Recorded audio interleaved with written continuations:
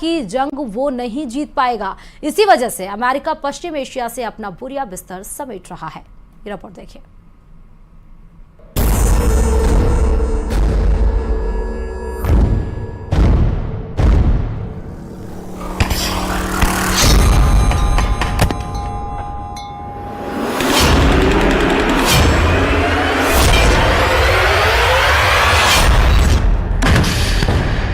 Iran के war game का पूरा प्लान सामने आ गया है।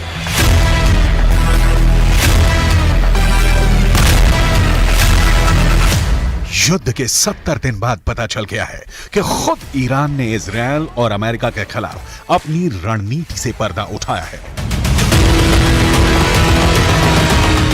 ईरान ने बता दिया है कि उसका अगला वार क्या होगा, कहां होगा और कब होगा। ईरान ये तो पहले ही कह चुका है कि पश्चिम एशिया में बहुत बड़ा धमाका होने वाला है। ऐसा धमाका जो कयामत ला देगा, जो सब कुछ मिट्टी में मिला देगा, जिसे ना इजरायल रोक पाएगा न अमेरिका।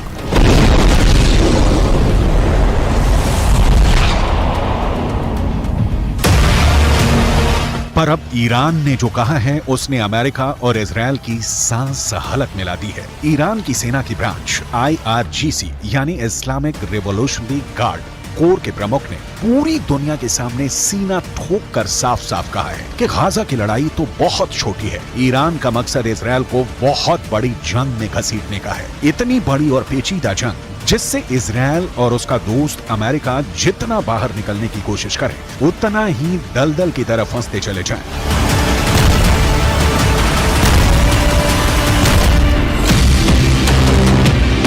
ईरान के इस वॉर गेम में तो गाजा बस एक शुरुआती पॉइंट है। ईरान की साजिशों का जाल गाजा से शुरू होकर इजरायल के पड़ोसी देशों लेबनान, सीरिया, इराक और इजरायल के दक्षिण में मीलों दूर बसे यमन तक फैला हुआ है। ईरान गाजा में तो हमास के पीछे खड़ा ही है, वो लेबनान में चरमपंथी संगठन हिजबुल्लाह से भी इजरायल पर हमला करवा रहा है। और इजरायल के दूसरे पड़ोसी देश सीरिया में तो खुद ईरान मौजूद है, उसने वहां से इजरायल को घेर रखा है। सीरिया और इजरायल के बीच भी आए दिन हवाई हमलों की खबरें आ रही हैं। और कुछ वक्त पहले इस लड़ाई में ताजा एंट्री हुई है यमन के हूथी विद्रोहियों की। अमेरिका ने अपने एयरक्राफ्ट कैरियर, लड़ाकू विमान और मिसाइल डिफेंस सिस्टम पश्चिम एशिया में तैनात किए, तो ईरान ने यमन में अपने समर्थन वाले हूथी विद्रोहियों को इजरायल के पीछे छोड़ दिया। हूथी विद्रोही फिलिस्तीनियों का साथ देने के नाम पर इजरायल पर मिसाइल छोड़े जा रहे हैं। हूथी विद्रोहियों ने तो यमन के बगल में मौजूद लाल सागर को भी जंग का अखाड़ा बना दिया है। वो वहां से गुजरने वाले हर जहाज पर हमले कर रहे हैं।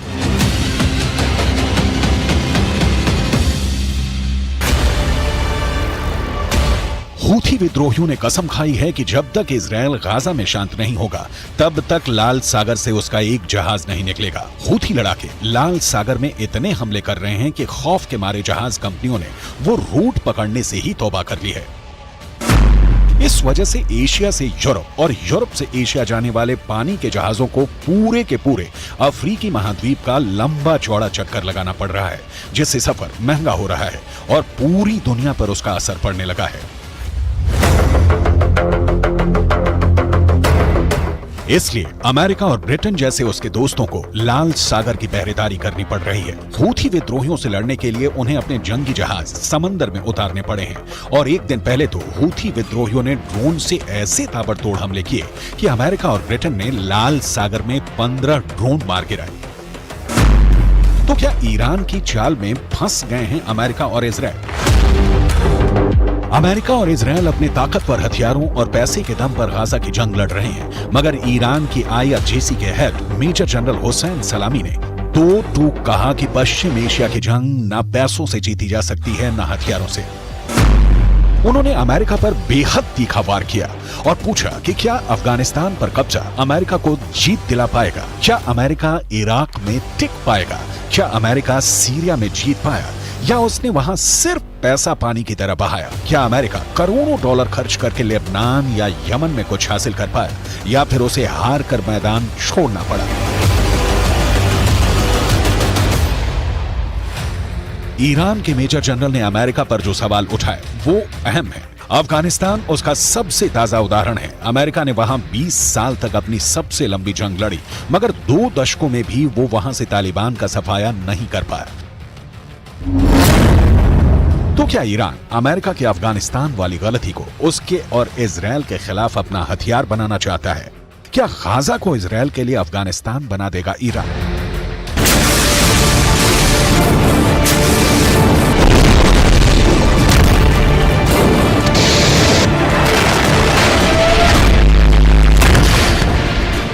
क्या ईरान इजरायल का वही हश्र करने वाला है जो इराक, अफगानिस्तान और सीरिया में अमेरिका का हुआ?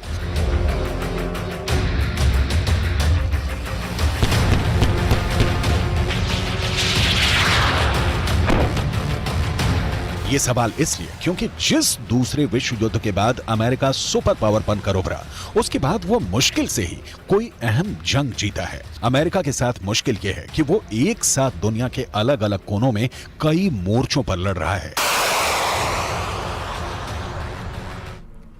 और जयपुर से बड़ी खबर आपको बता दें, जेजेएम यानी कि जल जीवन मिशन में भ्रष्टाचार का महा बड़ा खुलासा हुआ है। एनजेजेएम की रिपोर्ट में बड़े भ्रष्टाचार का खुलासा हुआ है। एनजेजेएम की टीम ने की थी मामले की जांच। रिपोर्ट में भ्रष्टाचार और अनियमितताओं से पर्दाफाश हुआ है। बेहद घटिया गुणवत्ता सामग्री लगाए जाने का खुलासा हुआ। केंद्र की थर्ड पार्टी इंस्पेक्शंस के निर्देशों की धज्जियां उड़ी हैं। बड़ी खबर आपको बता रहे, इस बीच में जयपुर से बड़ी खबर, जेजेएम में महाभ्रष्टाचार का बड़ा खुलासा किया गया है। साफ हो गया कि घटिया सामग्री का सामान इस्तेमाल किया गया था। घटिया सामग्री के पाइप, जंक लगे हुए पाइप का इस्तेमाल किया गया था। लगातार जो जेजेएम के कार्यों में कई चौंकाने वाले खुलासे, प्लानिंग और डिजाइनिंग की सामने आई हैं। डीपीआर में भी भ्रष्टाचार, घटिया क्वालिटी के लगाए गए प्लास्टिक पाइप, बिना लैब टेस्ट के ही ये घटिया पाइप लगाए गए। ठेकेदारों को रंगीन बिलों का नियम के खिलाफ भुगतान किया गया है। जांच रिपोर्टों में भारी अनियमितताओं का एक बड़ा खुलासा हुआ है। एनजेजेएम की टीमों ने पेश की है जेजेएम के कामकाज की रिपोर्ट। और इस खबर पर हमारे संवाददाता राकेश जुड़े हैं। राकेश, आखिरकार खुलासा हो ही गया। जेजेएम के कार्यों में कई ऐसे अहम खुलासे हुए हैं। एक महाभ्रष्टाचार का पोल अब सामने आ गया है। राकेश, बिल्कुल, देखिए, जिस तरीके से न्यूज 18 लगातार जल जीवन मिशन में भ्रष्टाचार के मामले उजागर करता रहा है, उसके बाद राष्ट्रीय जल जीवन मिशन, जो केंद्र सरकार की एक बहुत बड़ी एजेंसी है, उसने इस जल जीवन मिशन के कार्यों की समीक्षा की है। और जो रिपोर्ट आई है वो बेहद चौंकाने वाली है। चूंकि पिछली सरकार ने राजस्थान में जो जल जीवन मिशन के कार्य करवाए गए हैं, उन कार्यों में बहुत बड़े पैमाने पर भ्रष्टाचार हुआ है। यहाँ तक कि जहां पर जो स्टील के पाइप लगने थे, उन पाइपों की जगह प्लास्टिक के पाइप लगाए गए। और चौंकाने वाली बात यह है कि इन प्लास्टिक के पाइपों की गुणवत्ता भी जांच नहीं की गई। हाँ। और रनिंग बिलों का ही ठेकेदारों को भुगतान कर दिया गया। यानी जहां पाइप, जो लोहे का पाइप लगभग 2 से 2.5 हजार रुपए का एक अगर पाइप माने हम, तो वो उस पाइप की जगह एक 150 रुपए का पाइप लगाया गया और उसकी जांच के बिना ही भुगतान किए गए। साथ ही जो एक हमेशा डिजाइन और जो अप्रूवल का जो एक कंसेप्ट होता है, ड्राइंग डिजाइन, उसकी बिना अप्रूवल के ही निर्माण कार्य शुरू किए गए। यानी जो नींव रखी गई जल जीवन मिशन के कार्यों की, उनमें भी भ्रष्टाचार सामने आया है। जल जीवन मिशन के कार्यों के लिए एनजेजेएम की टीम ने राजस्थान के कई जिलों का दौरा किया। उन तमाम जिलों में जब जांच की गई तो ये सामने आया कि इस भ्रष्टाचार में सिर्फ ठेकेदार ही शामिल नहीं थे, बल्कि जलदाय विभाग के उच्च अधिकारी भी शामिल थे। क्योंकि जिस तरीके से भुगतान किया गया है कार्यों का, वहां पर थर्ड पार्टी इंस्पेक्शन के दिशा निर्देश जो है केंद्रीय जल शक्ति मंत्रालय ने जारी किए थे और थर्ड पार्टी इंस्पेक्शन के बाद ही इन बिलों का भुगतान होना था। लेकिन यहाँ राजस्थान में जो निर्माण कार्य हुए हैं, उनकी जांच के लिए थर्ड पार्टी के लिए मैन पावर ही नहीं था। यानी बिना कार्यों की गुणवत्ता, बिना निर्माण सामग्री की गुणवत्ता की जांच के ही जो अधिकारियों ने ठेकेदारों को बिलों का भुगतान किया है। इसमें सबसे बड़ी बात यह है कि जिन फर्मों को ब्लैकलिस्ट होना चाहिए था, एनजेजेएम की टीम ने अपनी रिपोर्ट में लिखा है कि ऐसे ठेकेदारों को जो विभाग के अधिकारी और संबंधित एजेंसियां हैं, उन्होंने जो है कहीं ना कहीं बचाया है और उनके साथ उनकी मिलीभगत संलिप्तता भी सामने आई है। जो पाइप लगाए गए हैं, डीआई पाइप और जो एचडीपी पाइप है, उन पाइपों के लिए जो फैक्ट्री के दिशा निर्देश थे कि क्या कुछ वहां पर होना चाहिए था, किस तरह की गुणवत्ता मेंटेन करनी चाहिए थी, वो भी उन फैक्ट्रियों में नहीं पाई गई। तो लगाई गई निर्माण सामग्री में तो बिल्कुल ही नहीं पाई गई है। राकेश, यानी इसका मतलब ये है कि इतना बड़े सीमा पर भ्रष्टाचार और किया गया है और इसीलिए जब बारिश या मौसम खराब होता है तो जीवन लोगों के अस्त व्यस्त हो जाते हैं, सड़कों पर पानी जल भराव की समस्या आने लगती है।